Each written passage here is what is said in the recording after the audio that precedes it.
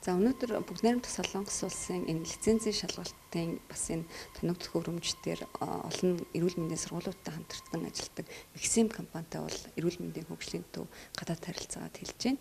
За энэ анхан шатны уулзалтаар бол бидэнд бас 30 таблетыг бол хандвилж байна. Энэ таблет нь одоо бас ямар ач холбогдолтой юм бэ гэхлээр өнөөдөр яг MRI мөн X-ray зургуудыг бид бас рентген зургуудыг бол харах боломжтой. За мөн уушхины чимээ, зүрхний чимээнүүдийг бол бас сонсох боломжтой. Мөн бас одоо өвчтний кейсүүд дээр одоо энэ сторууд дээр бас энэ бүлийн ярилцлага дээр бас энэ ажиллах боломжтой. Өөрөөр хэлбэл дэлхийд бол бас энэ ур чадварын шалгалтыг бол өнөөдөр одоо жишээлбэл Солонгосын томоохон сургуулиуд болох Янсаа бусад эмнэлгүүд бол авч байна. Энэ таблет дээр яг л энэ таблет маань бол зөөхөд бас ямар нэгэн хүндрэлгүй, өөрөөр хэлбэл компьютеруудыг одоо нэг дор олон компьютеруудыг зөөгөөд явах боломжгүй бол таблетыг зөөх боломж байна. За бас цаасан шалгалт бол бас одоо өнөөдөр дэлхийн нийтэд бас илүү ил тод арчилжуулалтаа энэ цахим шалгалтыг бол илүүд үзэж байна. Тэгэхээр энэ чиглэл дээр бол дэлхийн нийтэд бол Монгол бас хүл нийлүүлэх боломжийн ихний шатыг бол тавилаа гэж ойлгож байна. Бид одоо бас энэ жилдээ багтаагаад анхан шатны туршилтын шалгалтуудыг авъя гэсэн бодолтой байна. За өнөөдрийн арга хэмжээгээр Солонгос улсын Ines Devil компаниас Монгол улсын эрүүл мэндийн яамны харьяа, эрүүл мэндийн хөгжлийн төвд 30 ширхэг таблет, сервер компьютер, таблет болон софтверийн програм нийт одоо 25 мянган долларын үн бүхий одоо тусламжийн зүйлсийг хүлээлгэн өгж байна.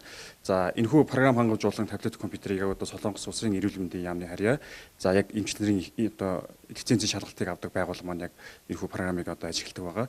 Тэгэхээр бид нэр одоо олон улсын түвшинд хүрсэн сургалтын програм хангамж болон тоног төхөөрөмжөөр шалгалт авах одоо орчныг бүрдүүлэхийн төлөө энэхүү тоног төхөөрөмжийг хандвилж байгаа юм байна. За мөн одоо Солонгос, Вьетнам, Филиппин, Индонез, Монгол, за Америк гэх мэт орнуудад бас яг адилхан одоо энэхүү сургалтын тоног төхөөрөмж байна одоо бас одоо сургалтанд илүү өргөн хэрэглэгдээд явж байна.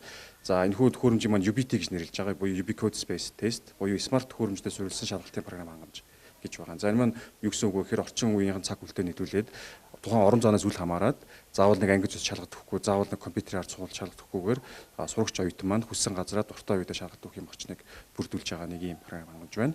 За мөн энэхүү програм хангамжийг Солонгос улсын анагаахын ихтэй сургуулиудын 70-аас 80% сургалтанд амжилттай нэвтрүүлээд өдөр тутмынхын сургалт болон шалгалтанд ашиглаад явж байгаа ийм бүтээгдэхүүн байна. Эрүүл мэндийн салбарт энэхүү одоо тоног төхөөрөмж UBT маань яагаад илүү чухал шаардлагатай байна вэ гэхээр бид нар эмчлэх болох гэж байгаа эмч хүнийг илүү бодитоор үнэлэх, илүү одоо практик суурьтай шалгалтыг авах боломжийг бүрдүүлж өгч байна.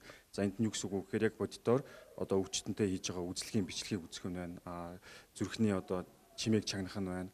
Эхо, MRI, X-ray-ийн зургийг бид нар яг бодит амьдрал дээр одоо үздэг тэр бүх одоо датан дээр суурилж шалгалтаа өгөх боломжийг олгож ийн гэсэн үг л дээ.